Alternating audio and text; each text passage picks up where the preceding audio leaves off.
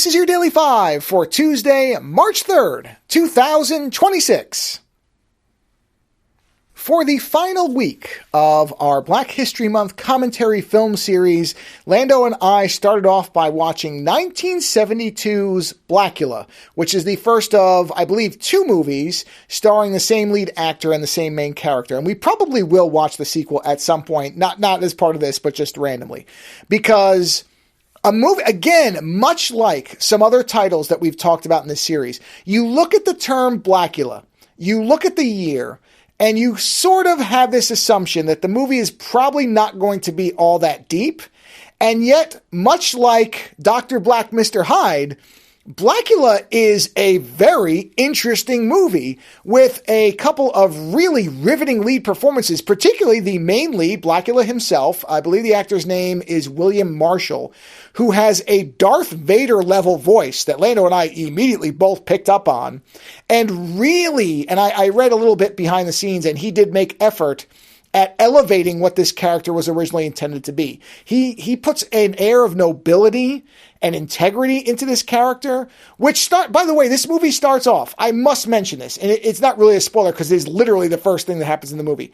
Of all the things I expected this film to start off with, a white supremacist Dracula in Transylvania would never have been one of them. That is how this movie starts. It starts big, strong, and fast, and then basically just puts us right into the main character of Blacula, who, in some ways, mirrors the Francis Ford Coppola version, where when he reawakens in the modern day of 1972, he comes across a woman who is played by the same actress, who is the reincarnation in his mind of his lost bride. It is just an amazing opening for a movie, and the movie itself is very good, mostly because, and I will mispronounce, I believe that the character's name is Mama Walde. I think I'm pronouncing that correctly. He said it a bunch of times, I just don't know if I'm quite getting the accent, the accentuated parts correctly. But I believe it's Mama Walde.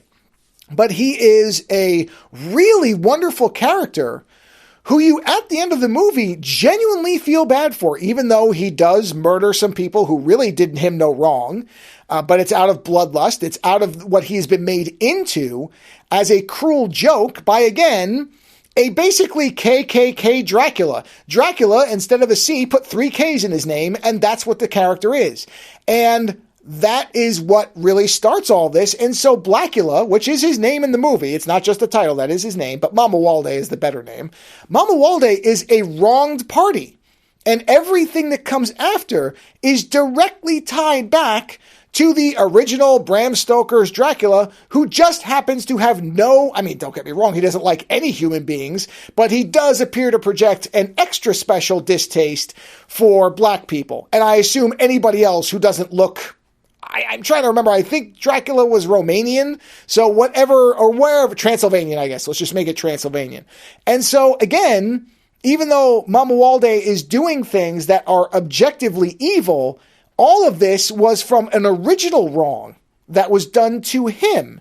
And so no matter what goes on in the film, and he isn't all that monstrous, to be honest, he does murder people, but he is not just outright cruel in most cases, and in fact, at certain times does seem to project this air of nobility again, even in his dealings with people who are out to kill him. And so it changes the character. On top of the fact that, like I said, I'm repeating this because it's so important, that this person did not just come into existence. I knew nothing about the movie, so I just assumed that it was basically just doing a Black Dracula, where he would just exist and somebody would come into his world and then we would learn about him. But no, we in fact see the origin, and the origin is based in prejudice and racism. And then this character goes forth and does, in many cases, what he only can do until he sees this woman, and it changes how he sees the world. It is a really, really good movie. I have no idea if the sequel is anywhere near as good, but this is again, I've said this a few times, and I absolutely mean it. This movie is better than you might expect from its time period and its title. And I would absolutely recommend people watch it because it's a fascinating variation on the Dracula formula. A wonderful pairing with Dr. Black, Mr. Hyde. Really, truly that good. So again, if you have not had the opportunity to watch 1972's Blacula, it is a lot better than you might think looking at that title. Later.